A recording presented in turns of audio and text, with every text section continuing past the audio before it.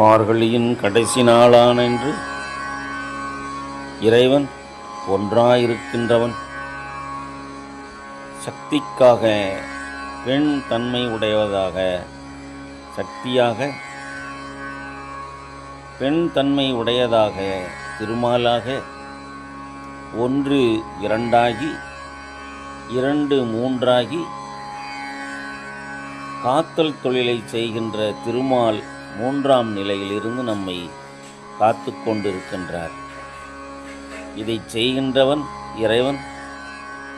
அதை செய்யும் பொழுது அவன் சக்தியாகவும் திருமாலாகவும் சேர்ந்து இருக்கின்றான். இறைவனே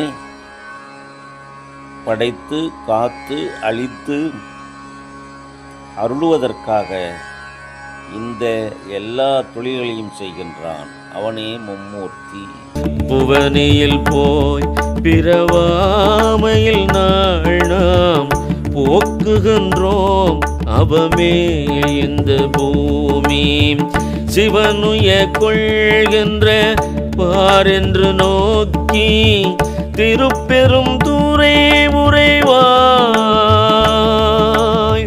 திருமாலாம் அவன் விருப்பெய்தவும் மலரவனாசை படவும் நின்னலர்ந்தமை கருணையும் நீயும் அவனில் பூகும் தெம்மை ஆட்கொள்ளவல்லாய்